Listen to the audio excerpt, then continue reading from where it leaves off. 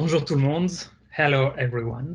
Je suis extrêmement heureux de vous accueillir aujourd'hui pour une nouvelle conférence virtuelle du Centre de recherche en droit, technologie et société de l'Université d'Ottawa, qui est co-présentée avec le nouveau partenariat de recherche sur la cybersécurité centrée sur l'humain.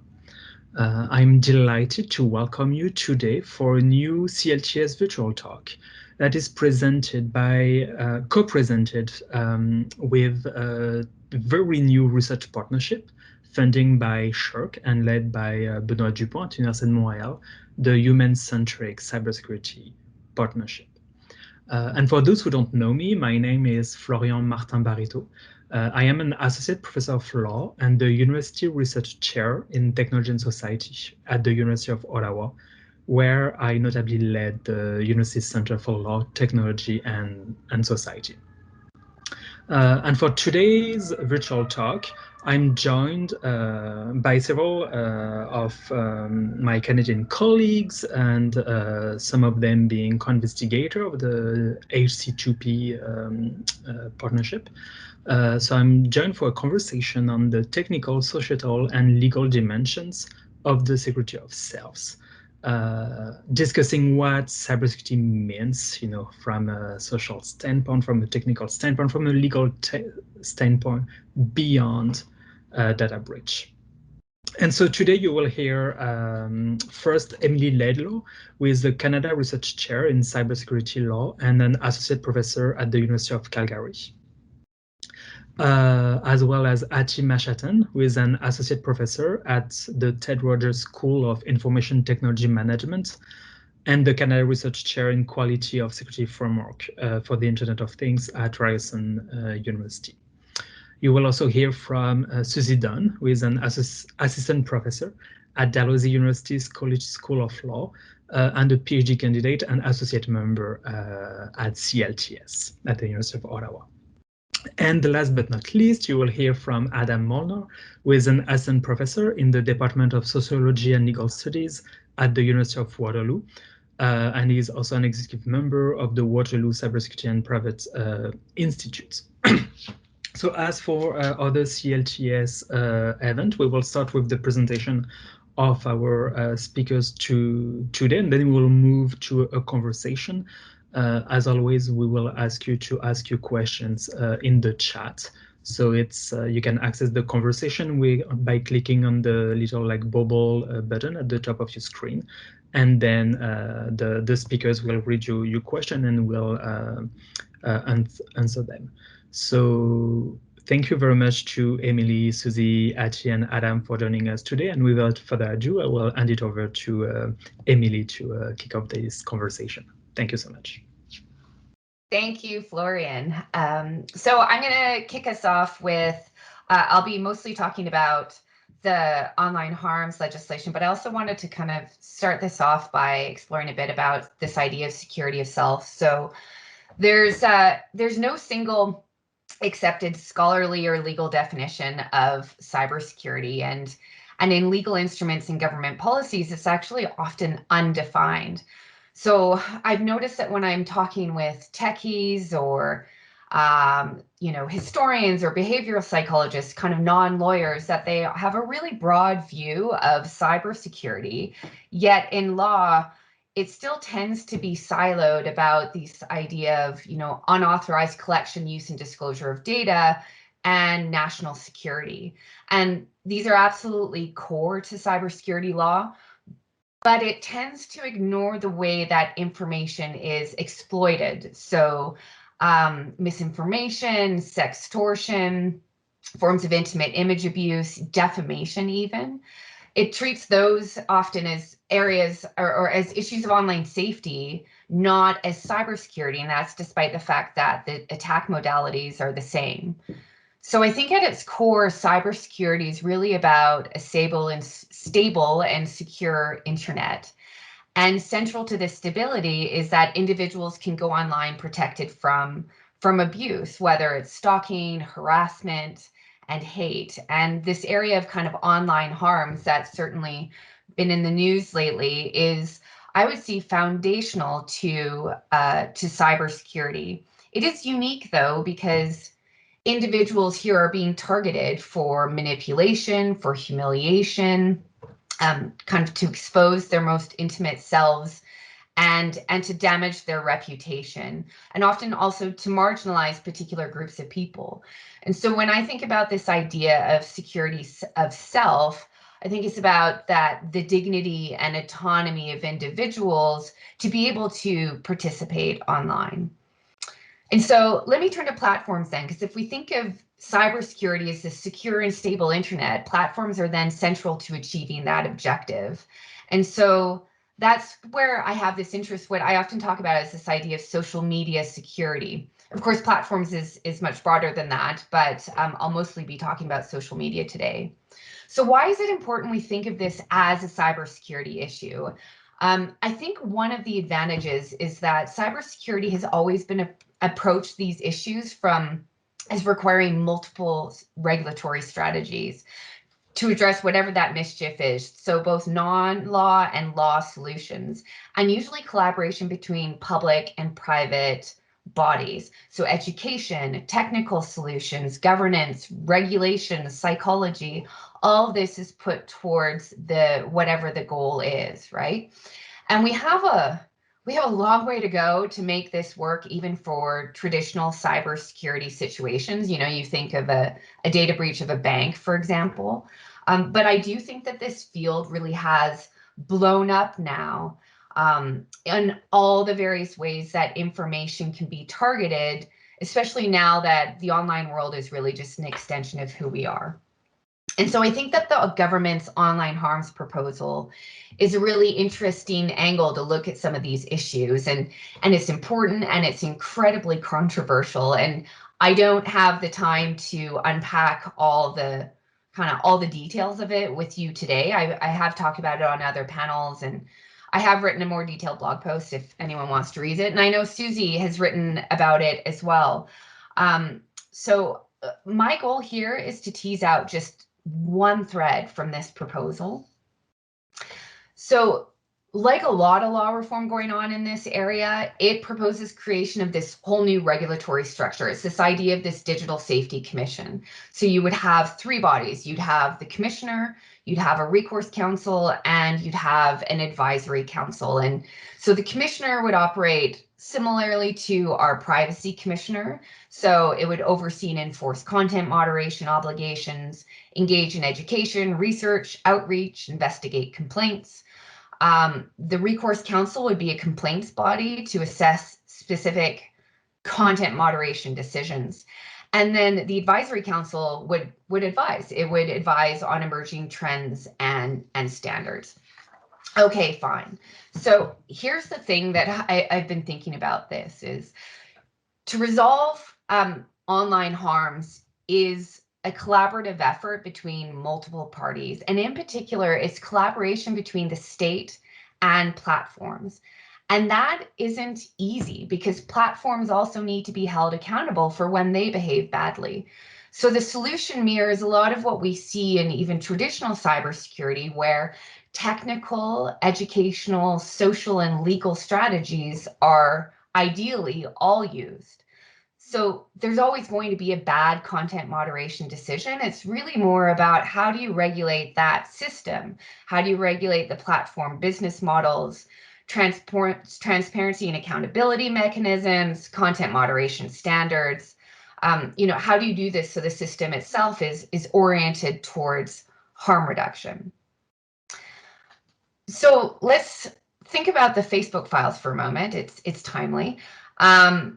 I think that one of the most interesting things that was revealed, about the Facebook files is something that's actually really uncomfortable about regulation. So the news articles were showing, among other things, that Instagram and the use of these meaningful social interactions, so MSIs, were having a negative impact on users. And we learned that these ranking algorithms were prioritizing this kind of emotive content. Angry emojis were valued 5 times more than a like emoji, for example. So the criticism of Facebook was the view that the company was was maximizing profits, aka, user engagement, versus minimizing harms. So I want to step back from that for just a moment. I think that the situation brings home that Facebook's internal decision making, both business and technical, shape information flows to such an extent that it can destabilize the internet. And I think here's where the uncomfortable part is part of the solution to online harms is technical. It is demoting content, demonetizing, deplatforming, it's flagging, it's warning users. So in short, businesses play an important part in innovating solutions. And we find out it worked through experimentation. So profound harm can be experienced in an effort to work towards a system that reduces harm. And I'm not saying that's okay, but it just helps us understand a little bit better what is going on. Because when the experimentation works, we benefit. So consider Twitter's recent changes, the read before you tweet or pause to review prompts. That forces us all to pause and consider what we're tweeting. And it has helped, put a bit of a dent in reducing the spread of misinformation and offensive content. And I think the legal question here is, how do you actually design a system of oversight of essentially regulatory experimentation and technical experimentation? So what is the role of the law here? And I think this is where I'm going to kind of finish my short comments for you today. A lot of lawful but awful speech ends up being the seed for what becomes illegal speech. So it's not an answer to just target in law illegal speech to reduce harms. However, the law should not be directly regulating what is essentially lawful speech. The law, I think, can regulate, it can directly regulate illegal speech. It can target hate speech, intimate image abuse, defamation. And I think it can regulate the harms from these other forms of speech, these kind of breeding grounds for illegality, through a different mechanism. We're looking at ways that they regulate these business models. It's through creating standards and meaningful transparency reporting, which is, whole big can of worms. But we're still left with this sticky gray area to try to navigate that I haven't really found a solution to yet, which is that these businesses are, part of the solution and also the target of regulation. Thank you. And I think Addie is up next. Thank you very much, Emily. I'd like to first begin by thanking Florian and the organizing committee. This is great to be speaking along such esteemed panelists. I'm not a law expert, and I'm learning a lot just by listening to our law experts during the panel. I'm a technologist, and as was mentioned during the introduction, I'm in information technology management. So today, I'd like to share how I would frame security of self. And I'm going to motivate the problem under the spanner of human-centric cybersecurity at home, which is not the only way or the only use case or the only way you can motivate, but this is what I've been working on. So I'm going to use it and share some of the research that we've done and what we plan to do going forward around this as well. So the aim is to untangle the relationship between risk, user efficacy, gaps, and behavior at home. Okay, so yes, the slides are moving. Good. So it was interesting for me to hear Emily talk about the definition of cybersecurity, because that's what I'm going to start here as well. So what is cybersecurity? And as a technology, and of course, as a technologist, of course, according to my experience in the banking industry before I came back to academia, our Bible is NIST, so National Institute for Standards and Technology, part of NSA, that gives us all the standards for the technology. So I looked at their cybersecurity framework to see how they define cybersecurity. The process of protecting information by preventing detecting and responding to attacks. Okay, good. But how do they actually define the issues in cybersecurity? So cybersecurity event they define as a cybersecurity change that may have an impact on organizational operations. And then cybersecurity incident is an event that has been determined to have an impact on the organization, prompting the need for response to recovery. So everything is around motivating cybersecurity in the organizational context. So where's self? Where's the human being in all of this, right? So there's a gap in how we start defining what we're going to talk about. So I think I'd like to double click on this again and to talk about cybersecurity as a discipline. Okay, so historically, information systems were mostly used by governments and enterprises. Okay, so that's why national security objectives have been the driver and also the reason that we're advancing a lot of cybersecurity on the technology side and the organization, so on and so forth. And then, of course, corporations are using information security to protect their own interests. Now, in the context of national security and corporate information security, you can still talk about human-centric approach to cybersecurity, because at the end of the day, you have employees who have to remember good passwords. People you don't want to click on a phishing link, right? You can do that. But instead, I try to look at the human-centric approach to cybersecurity in a context that does not have national security and does not have corporate information security, drivers, because I think that's the part of human-centric approach to cybersecurity that has been neglected. And it's really hard to find, let's say, a company who would come and give you funding for this type of human-centric approach to cybersecurity, because there's no interest, or even asking the government to come and fund this. So it's pure research, and okay, so from a pure research perspective, you can get funding for it, and that's great. But it's been neglected, and at best, it's under research and underdeveloped. So this is what we want to look at: human-centric approach to cybersecurity at home.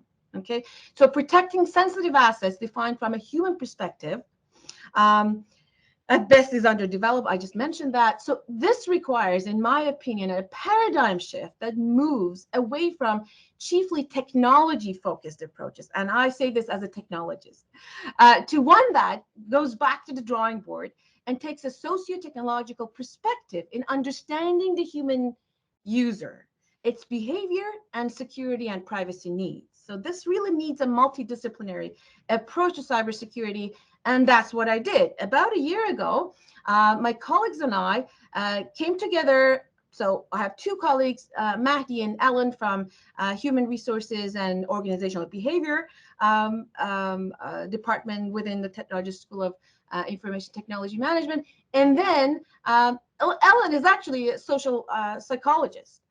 And myself and Oscar Turetkian, who is an expert in decision support system and human-computer interaction. And I had this idea of, let's see how mindfulness is going to play out in cybersecurity decision-making, right? And not in the context of a corporation, not in the context of national security, just really at home. We're sitting behind a computer, our personal email, receive an email, whether or not that's phishing. What goes into our mind when we want to make those decisions and hopefully make a good decision?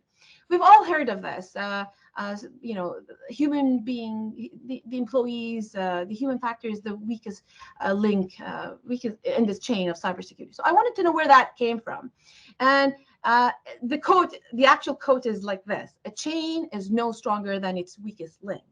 And this sentence is quite old, actually. It's attributed to Thomas Reid, and it appeared in his Essays on the Intellectual Powers of Man, published in 1786. So this is not a new topic or new concept that the humans are the weakest link, which is in cybersecurity, you want to move away from it. But at the end of the day, we need to help human beings make better decisions. So we started this project, and we wanted to see what is decision making. There's a Nobel Prize laureate by the name of Daniel Kahneman, who has a theory about rational and intuitive judgment.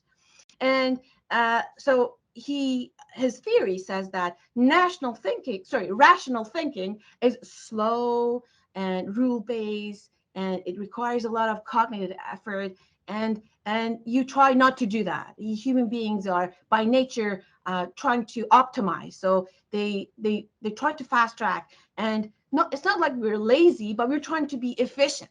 So we do a lot of intuitive thinking, which is fast, and we use a lot of associations.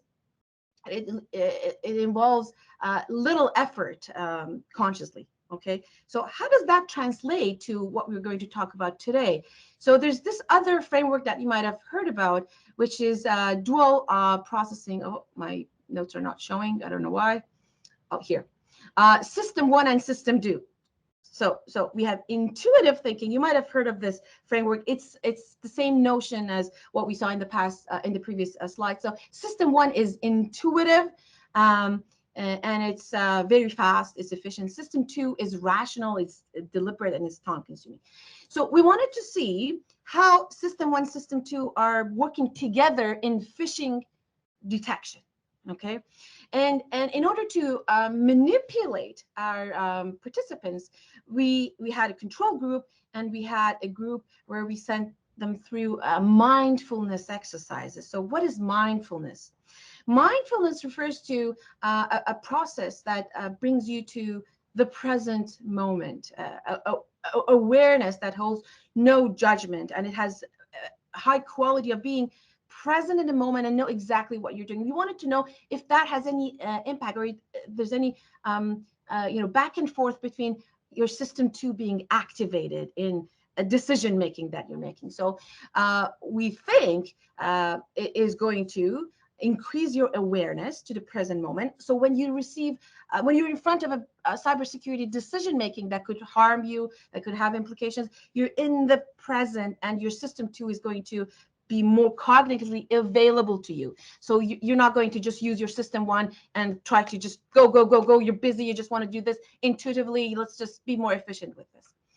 So we did that, and results were very interesting. So we saw that mindfulness interrupts your automatic processing. We're overcoming immediate reactions because you want to do this really fast. You want to make sure what you're doing. You received an email from your boss and it says, call me or do this. You're clicking. You just want to really do that fast. If you're in the, status of general mindfulness, you slow down, you process that, and your System 2 is going to be activated. So you're going to make better cybersecurity decisions there. And of course, we're generalizing. We only did this for phishing email, and we were hoping to do it more in more cybersecurity scenarios. But this is the paper if you're interested in. It was the preceding version is already available. We're working on the journal side of this version of it, and it's called Mindfulness and Cybersecurity Behavior, a comparative analysis of rational and intuitive cybersecurity decisions. So this is, again, in the context of security of self. This could help individuals, not in the context of a corporation or national security, really individuals at home to make better decisions. This was phishing email, right? What else? Okay, what else can we see at our homes? So these days, we have a lot of IoT devices at home, which brings me to the more technical side of my research I'd like to share with you. And this is the title of a paper we have recently submitted. The S in IoT is for security. And this title, my student Marco came up with this creative title, and I really like it because there is no security in IoT. So the S in IoT stands for security. So I like that, and we adopted it for the title of our talk. So here, what we did very quickly, I don't have a lot of time, but very quickly, I'm going to share with you what we covered here. So there are 5 U's in IoT security. Okay, so the first 4 are on the technology side, and the last piece is on the human side. So on the technology side, these devices in your smart home are underpowered, underpriced, which means they don't have a lot of security functionality, unsupervised. They're not. You don't apply the recent patches. You're just really neglected after they're installed, and they're unprotected. Okay, they're outside of a secure IT facility. There's no national or corporate team who's looking at it. It's really you all by yourself who has to make sure that your sensitive information is not traveling outside and you're not being washed or whatnot.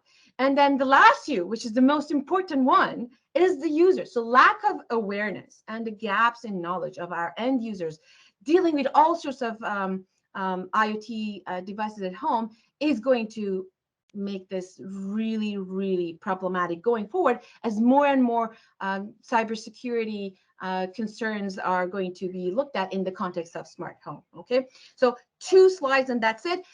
Smart home security technology challenges. So I'm looking at, I'm working on a quality of security for IoT and in my CRC program. So in this quality of security framework, we're looking at, we may not be able to give the same level of security as this laptop or as this server or even as this phone to a sensor that we put on a smart light or a smart fridge.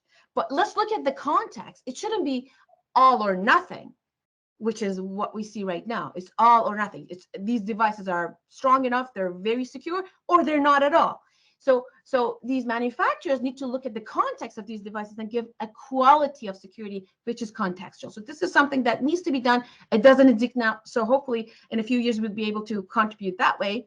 And then on the human approach, the human side of this, we need to operationalize this concept of cybersecurity efficacy in association with the users in the context of the smart home, not necessarily just in the context of national security when we have employees of an organization or a company or government department not knowing what to do when an email comes, or not know how to deal with safe and secure and good password hygiene and that. We are dealing with generations of human beings at home who did not take any course in cybersecurity or cybersecurity hygiene, but they're dealing with, so I'm talking about the generation of my parents, who were educated people, but they never took a cybersecurity training or course, and they're now dealing with all of their investments and security at home, security of self. Who is going to create the great anatomy type of knowledge translation for this generation? So we can help them have access to better understanding of what they need to do, right? And that is being neglected. And I hope towards the end of this program of research that my team and I have started, we will be able to at least have some recommendations as to how those gaps can be closed. Thank you very much. That was all. And I think Susie's going to go next. On this conversation after hearing from you and Emily, I've just been looking forward to this conversation because we are looking at this idea of cybersecurity from so many angles that we don't necessarily look at it all the time. And my research really focuses centrally on the concept of technology facilitated violence. And the issue of cybersecurity is often forgotten in that area, and particularly in law. As Emily was saying, when we think about cybersecurity, we're thinking about protecting computers, computer networks, private information from breaches and invasive external attacks on usually government or business. And so when we hear the word cybersecurity, that's often what we're thinking about. We're thinking about these kind of external hackers. And thinking of data breaches, ransomware attacks, and unauthorized access. And these are fundamentally important issues that we need to take into consideration when we're thinking about cybersecurity, but often we don't conceptualize it when we're thinking about attacks that can come from more internal sources. So thinking about intimate partner relationships, thinking about friends, thinking about family members who might also have malicious intent to do harm on you through technology or through the digital devices that you're using. And contextually, when we're thinking about these types of attacks, they're very different on the way that we need to think about them, particularly when it comes to threat modeling and safety planning around these types of issues. When you look at the work of people like Dr. Leonie Tanser out of the UK, she's been doing a lot of work on gender and intimate partner violence, and looking at things like Internet of Things and different technologies that abusive partners are using to create harms. And she's developed this idea of, an intimate partner threat modeling that we need to be considering when we're thinking about these devices. Because often as developers aren't thinking about the threat model from inside the home. Lawyers and regulators are often not thinking about this in the context of cybersecurity. And then people who are working in victim services, who are doing safety planning with victims of intimate partner violence, aren't always thinking about the cybersecurity aspect of people's devices, which is something that's quite important to do. And the difference between these external attacks and these more internal attacks, if you look at research by Karen Levy and Bruce Schneier, and I'll post up some links to some of these people in the chat afterwards, they've done research on privacy threats and intimate partner relationships. And what they find is that because intimate partners have physical access to devices, and they have intimate knowledge about a person, some of the cybersecurity practices that we promote, such as two-factor authentication, isn't that effective if your partner has access to your phone and can just click on the phone or get that text message.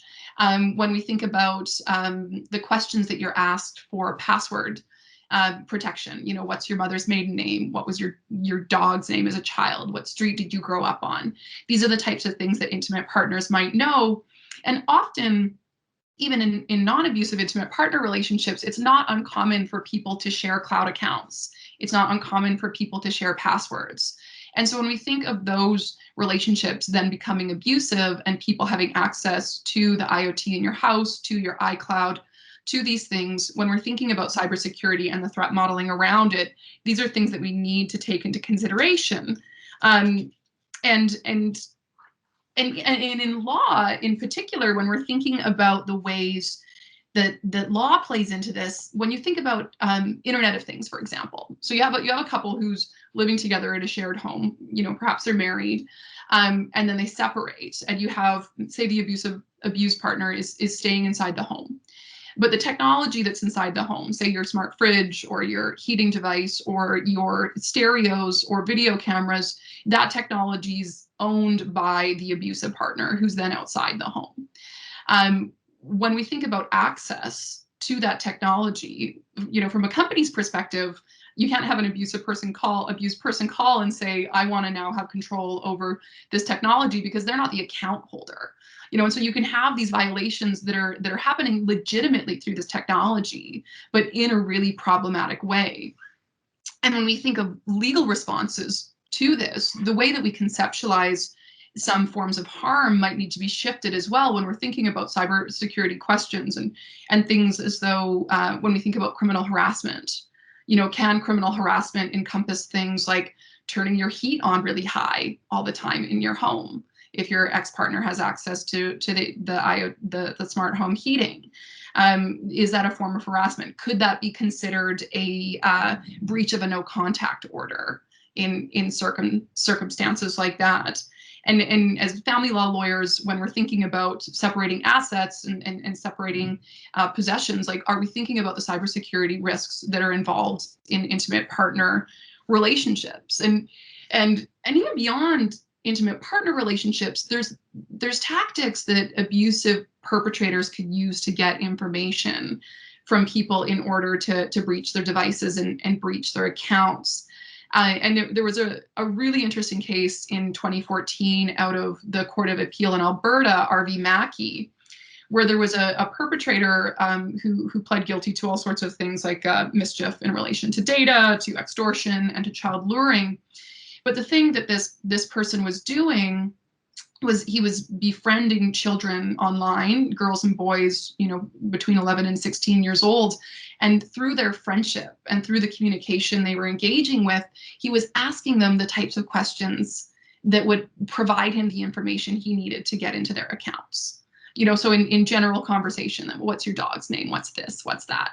And then he'd gather that information and then hijack their accounts and require them to extort them to send nude photos and other types of material that they didn't want to send.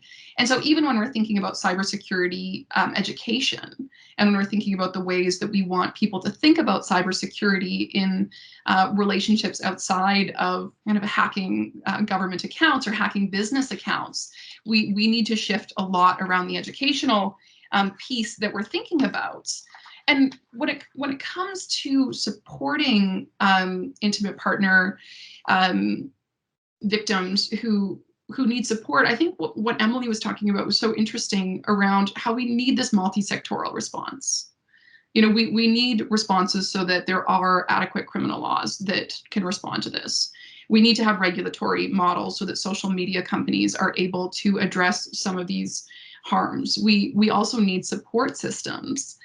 And when I think of the online harms bill and the advocacy work that LEAF was doing prior to the online harms bill, a lot of the suggestions that we were saying was that a regulatory body should also provide those basic technical and emotional supports that many people need in knowing how to use these systems, and having government bodies who have close relationships with companies like Facebook and Twitter. And we've seen how successful those models can be when we look at the example of the e-safety commissioner in Australia, who basically just communicate with Facebook to have them enforce their own content moderation policies around some of this harmful content.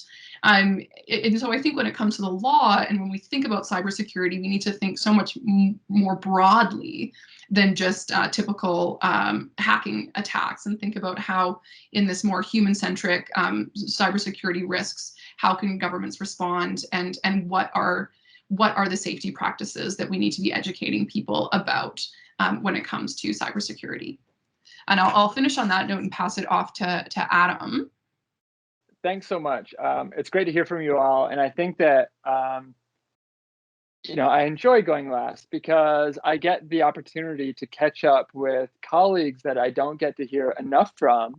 So not only do I get to hear about your work and things that you're thinking about, but I get the benefit of being able to sort of draw on some of the insights that you provided already, which I think are so excellent. So there will be a slight bit of repetition, but I kind of want to come at this from a vantage point of where I've been as a researcher, and sort of the steps I've taken to work in interdisciplinary and multidisciplinary configurations, sort of starting, many years ago as a surveillance studies researcher, but more recently, probably from about 2016, where I worked on getting some funding from the Australian Communications Consumer Action Network, looking exactly at questions of stalkerware and consumer spyware, which is sort of central to some of the work that Susie just spoke about. And that drew together sociologists. We then rolled that into some funding from the Office of the Privacy Commissioner in Canada, partnered with Citizen Lab, and we've written a report on stalkerware in Canada. That drew together sociologists, of which I am sort of, legal scholars, computer science experts to do technical analysis, policy studies, and privacy experts as well.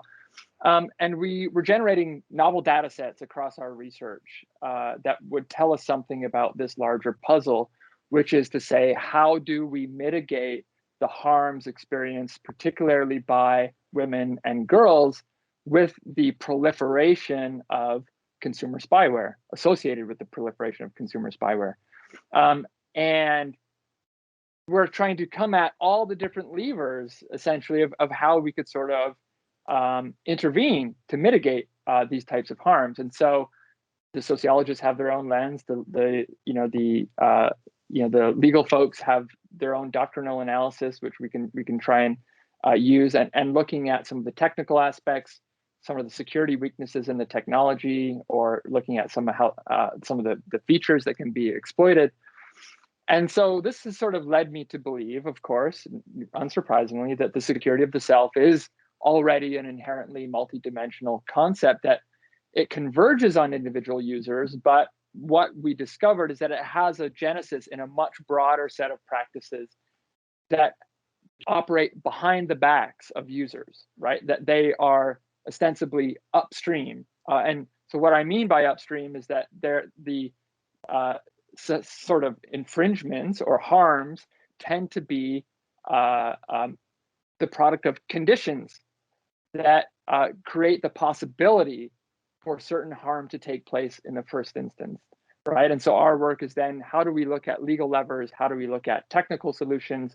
How do we look at questions of education and culture, questions of misogyny, patriarchal hierarchies, the ways that that can be deployed? And in fact, when we talk about the security of the self, I kind of want to push back a little bit and say, well, this actually has very little to do with end users. That's a provocative statement. I know that it does, but I think we have a tendency to fall into the trap of mobilizing privacy-specific language rooted in a philosophical tradition that's premised on individualization, atomization of individuals from their communities.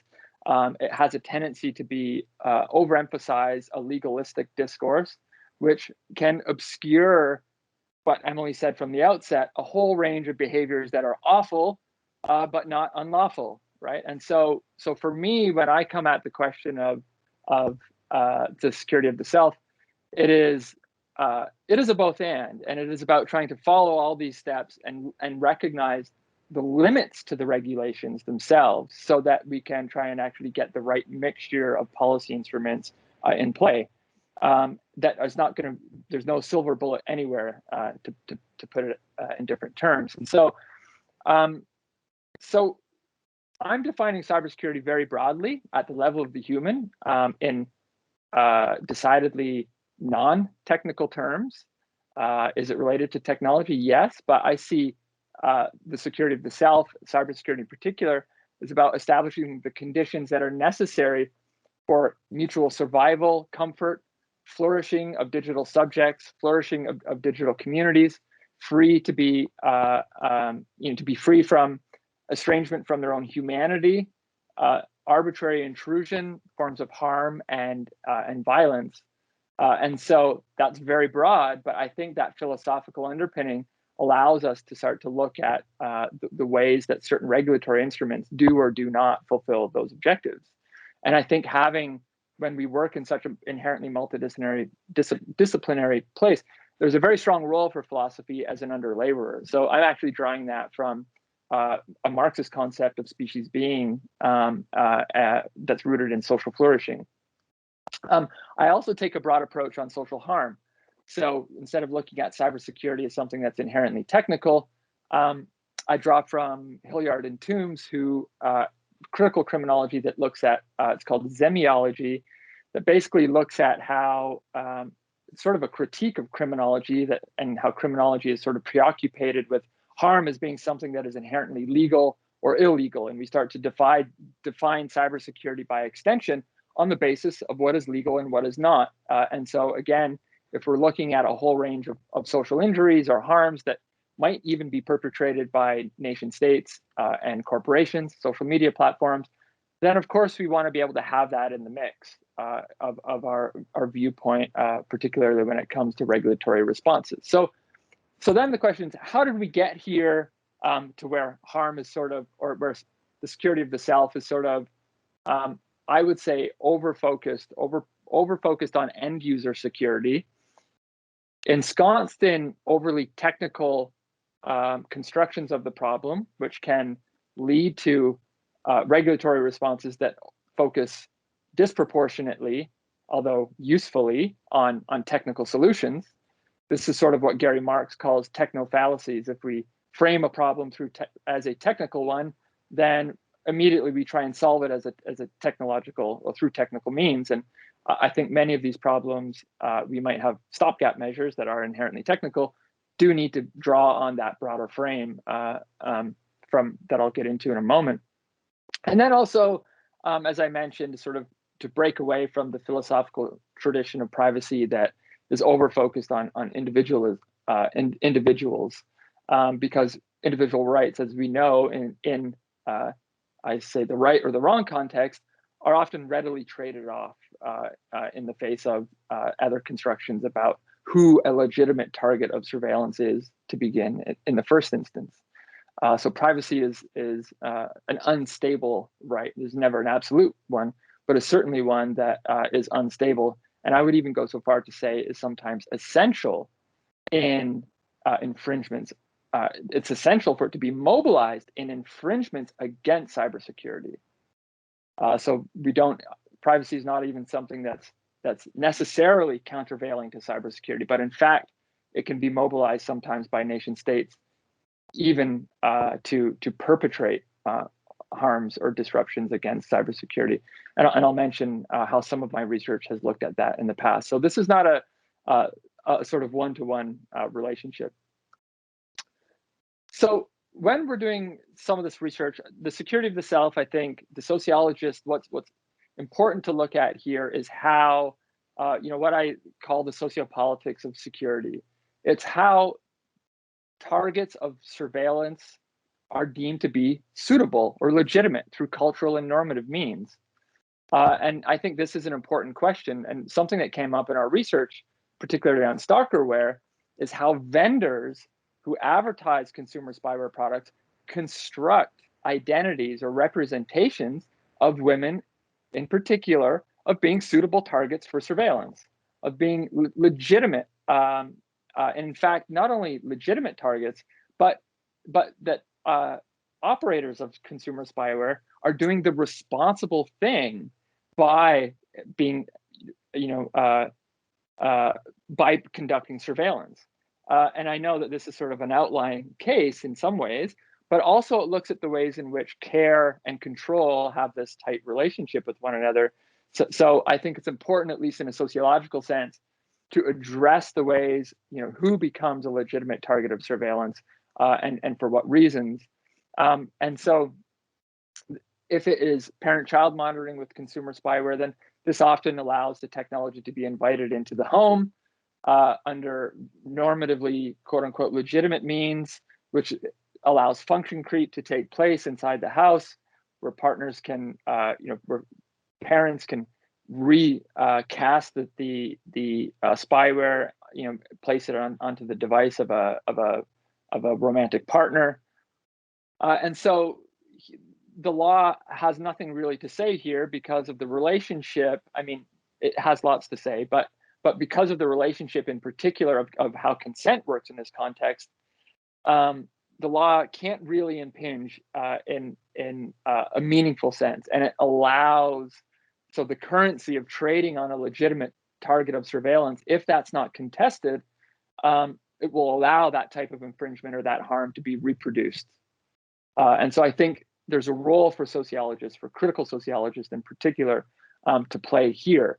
And I think certainly for, this applies within the context of policing and security as well. So if we look at infringements of cybersecurity or security of the self, we can look at a history of othering, particularly in a post 9/11 context, or the policing of usual suspects within not only in neighborhoods and communities, but when there's an overemphasis on technology-led policing as a solution to social problems, well, then it tends to be certain individuals that are, selectively and I would say uncontroversially targeted. And so without contesting some of the basis for who is deemed a usual suspect, who is deemed legitimate target of surveillance, then here privacy rights really don't stand a chance. I mean, they will often just be traded off very readily.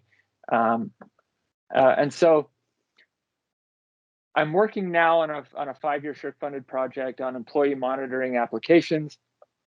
And part of what we're trying to do as well is look at how workers are defined as suitable, legitimate targets for surveillance.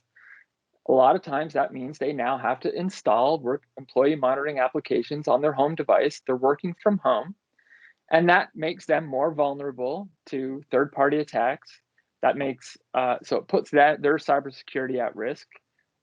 It also there might be notification processes to say, hey, we're monitoring you at home, but that notification, although it fulfills a legal obligation, does not actually mitigate the harm of that disciplinary gaze and the way that can have psychological harm, social harm of the worker.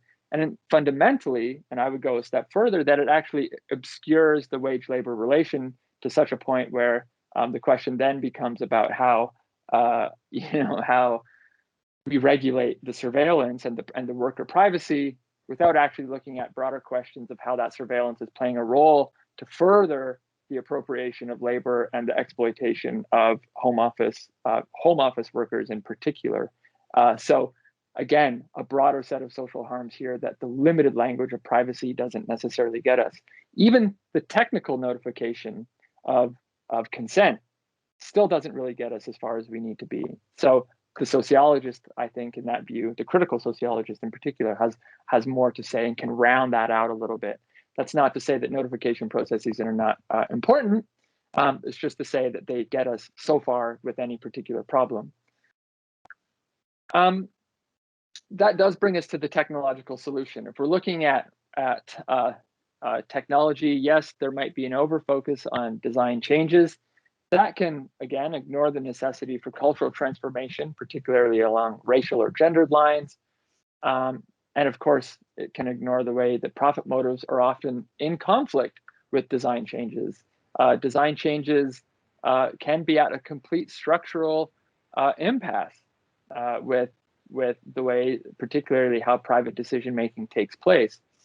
And so when we look at things like in the consumer spyware context, meaningful consent notifications, that only gets us so far. It might mean that an abuser is still aware of the fact, or someone who has spyware on their device, their abuser, and they get the push notification, the abuser knows that they have the spyware on the device because they told their partner or whoever it is to install it. So the notification in that context does very little to actually ameliorate the harm from taking place in the first instance. If we're looking at, so we have so far, just to recap, is sociopolitics of security. The second is technological design has its limitations, might get us so far. The third is the political economics of security. How the profit motive and business model can be in structural conflict with the security of the self. And I mentioned just briefly how even design changes are often contained within not interfering with that profit motive. So there is, again, a structural disconnect here that needs to be bridged in order to potentially have meaningful regulatory intervention.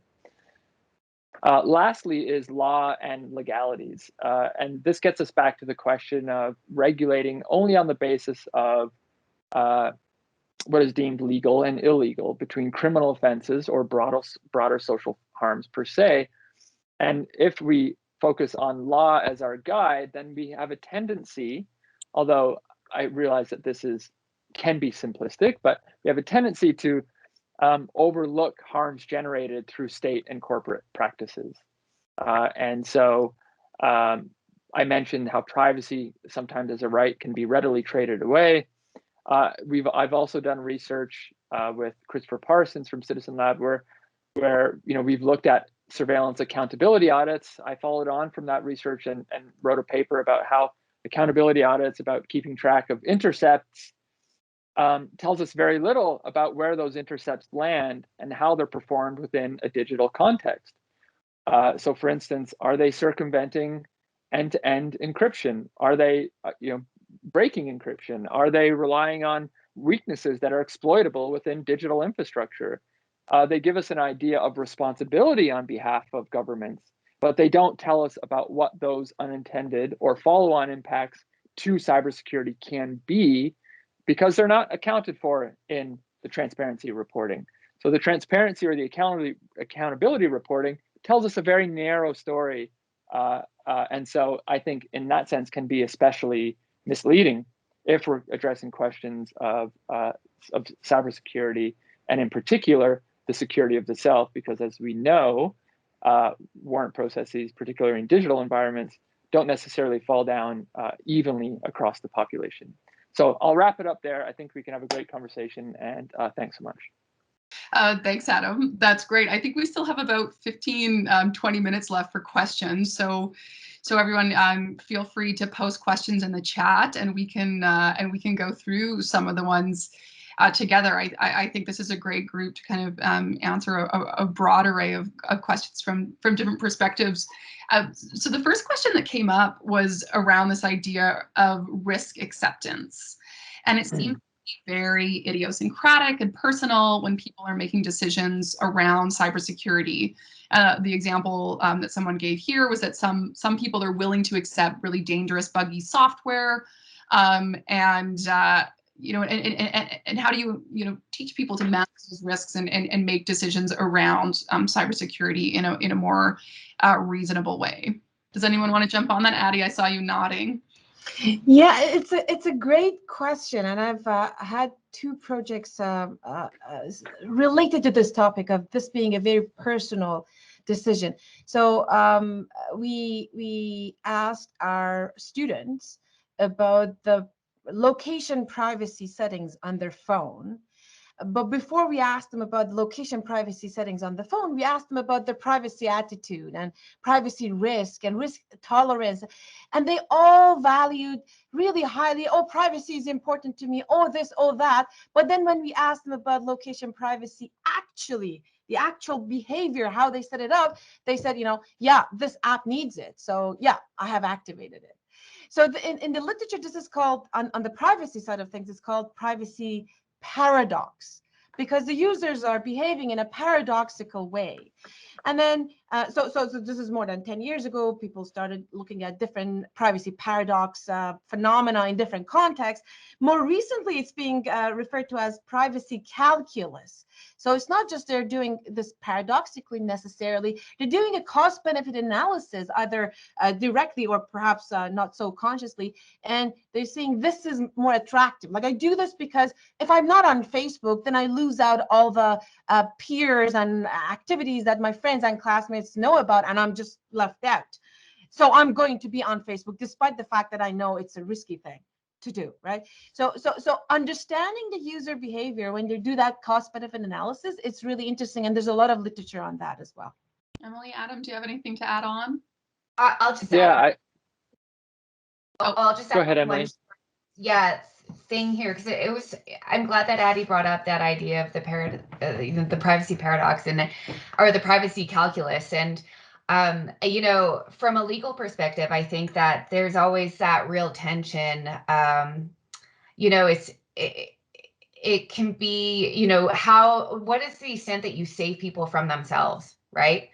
And that can be tricky to intervene on when someone's assessment of what they consider to be the appropriate risk balance for themselves might not be more widely acceptable. And I think that, some of the interventions are not legal at all. I think Adam was exploring all of that. You might have individuals who just don't understand actually the risks. That's one of the issues, is they're making a risk assessment from a position of not understanding, from a position of maybe having no power to be able to deal with the particular situation. But in other circumstances, and some of it is, analysis of, well, what's the extent that risk actually puts others at risk, right? So your assessment about how much you want to, whether you want to be on Facebook or not is one thing.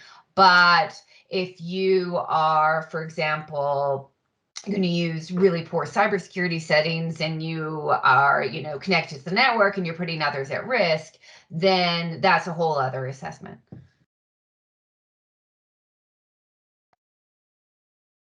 Adam, do you want to add anything on?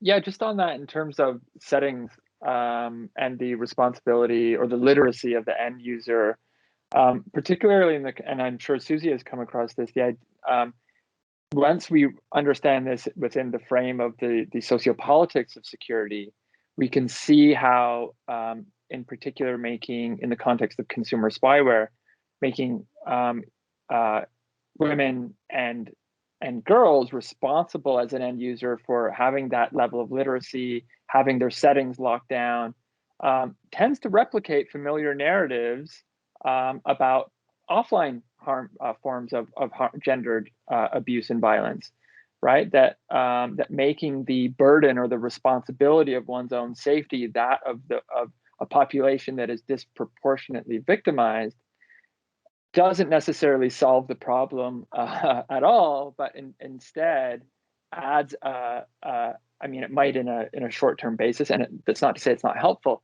but it reproduces a structure that actually doesn't get at the root, the root issues of the generation of the harm itself, and so it can, and in fact, can only add another cognitive burden for people, and so I think trying to address that even through non-technological means is essential to partner together those two solutions so that it's not one at the expense of the other in any instance.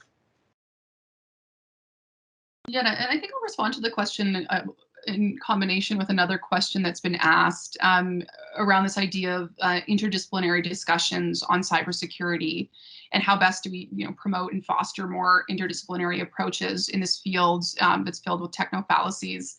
And I think interdisciplinary work in this area is so incredibly important, both from kind of the larger academic educational side of things, but also on this more practical side of things.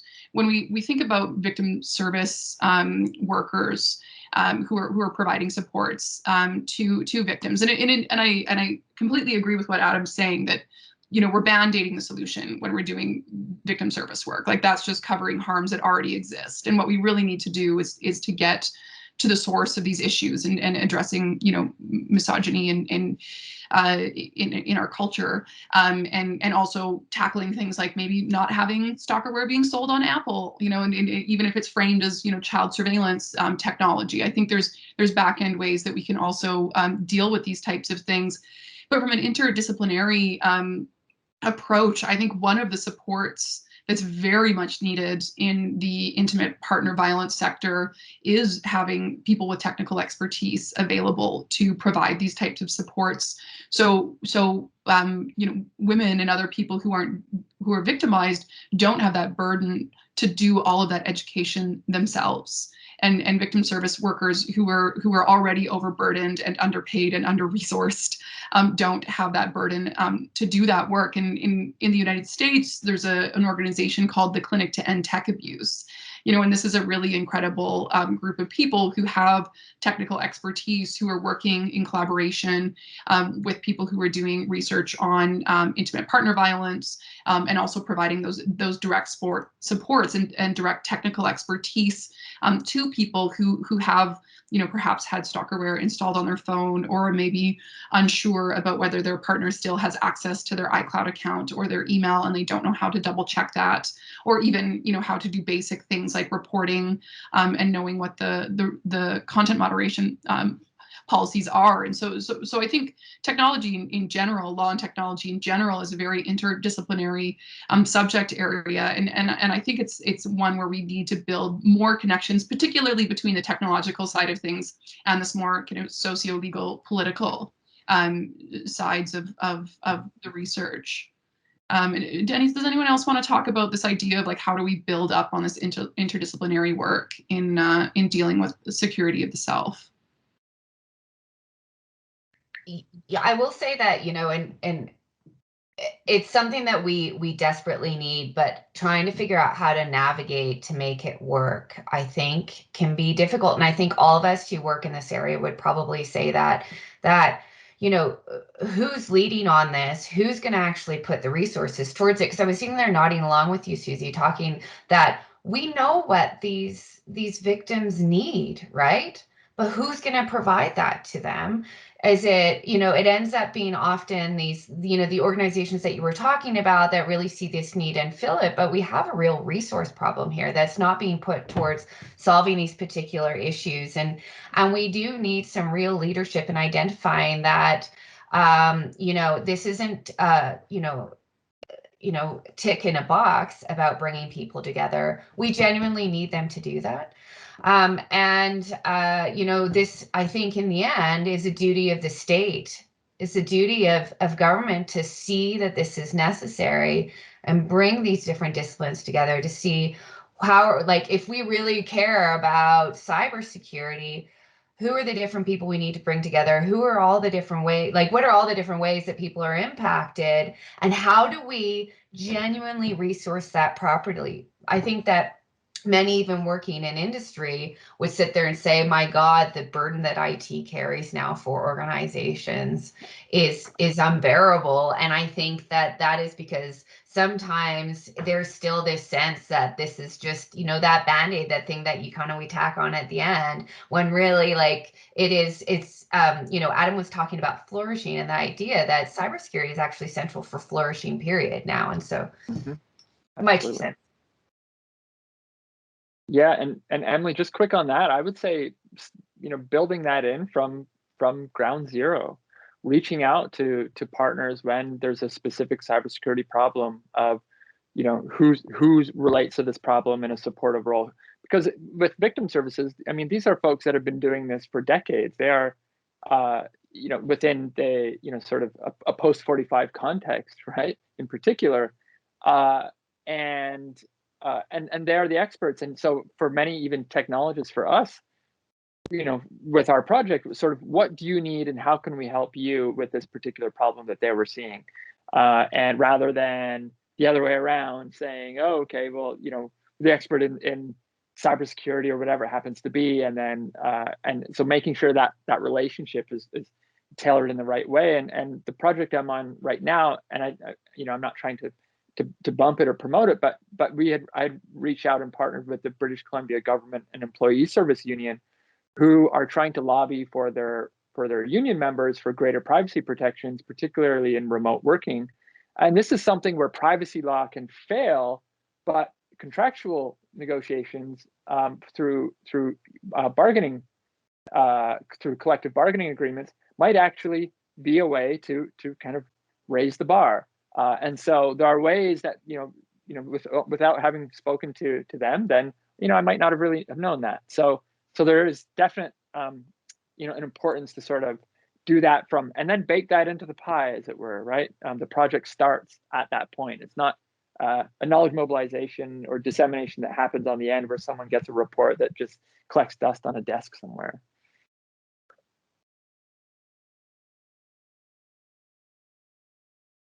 So I think we're getting close to time here. We have one last question that I'll pose to everyone, and it's this question around, how do you feel about digital literacy, and do you think it's very helpful in this scenario for changing how we think about cybersecurity? Anyone want to take digital literacy, Addie?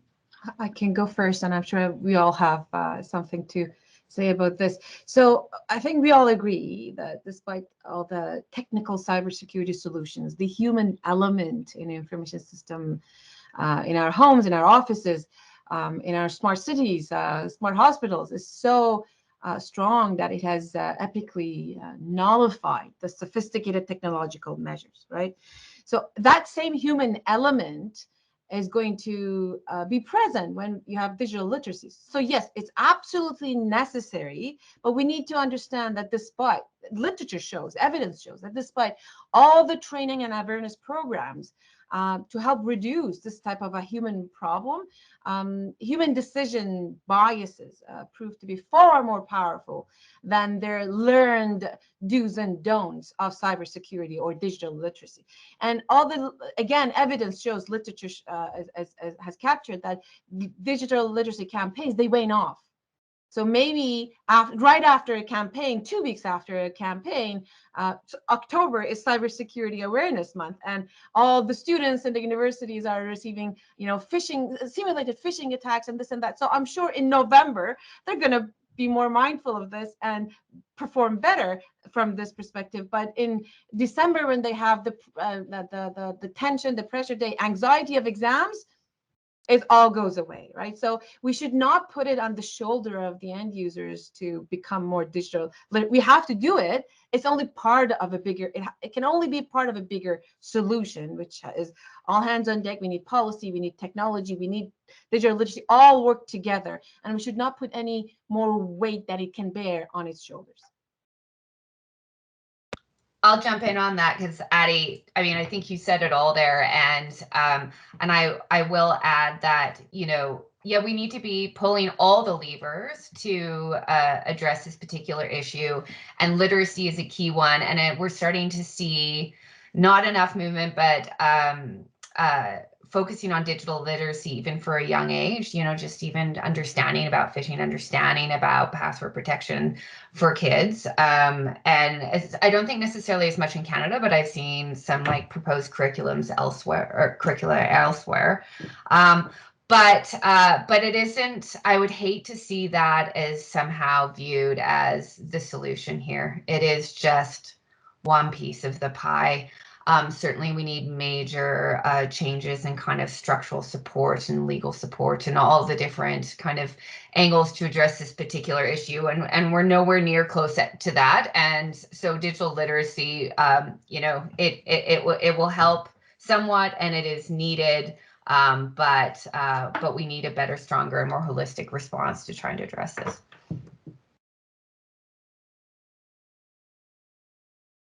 Adam, do you want to jump in?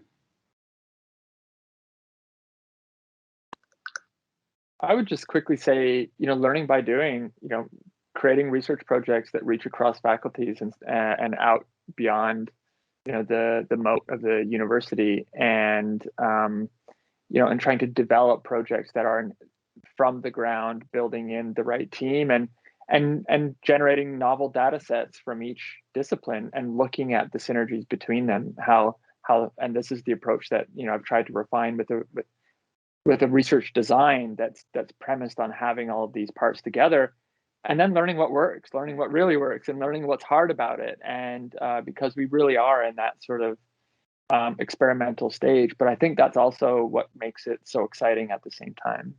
Mm-hmm. And I see Florian's ready to shut us down, but I'm going to finish up with one final thought. I also think that when it comes to digital literacy and the type of research and the type of work that we're doing, promoting educational campaigns, we also really need to talk about shifting social norms. I think this normalization around things like non-consensual image sharing amongst young people. I think this idea that spying on your supposedly cheating girlfriend as something that's like a good thing to do, or something that might even be a normal thing to do. Thinking about the ways that, using technology to eavesdrop on your spouse, the behavior of perpetrators and victims need to be addressed. And I think changing social norms around what healthy relationships and healthy behavior looks like on in digital spaces is also something that's really key when we need to think about digital literacy, rather than just focusing on privacy protection, security protections, but like what are the larger social norms that we need to change. Yeah.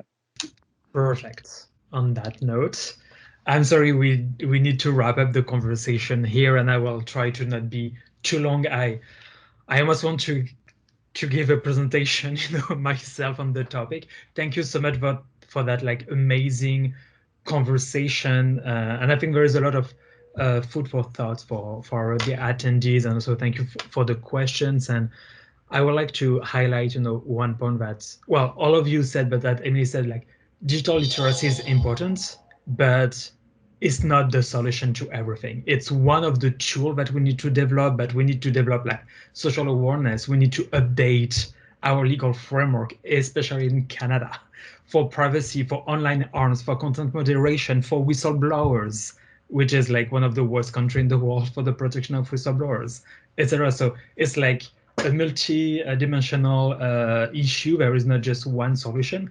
And the issue in my, like, I love digital literacy. I've worked a lot on this, but also like industry love this. And that's the same issue again with privacy, and that we discussed last week with Ari Wallman and his latest book, Industry Unbound, is that it's the same issue that with the consent and control paradigm in privacy. You know, you offload on the end user, like, oh, we're gonna tell you you can read online and you should know everything and understand everything when you click I agree for a contract of like 200 pages that you barely know how to read and access. So that's one of the issue.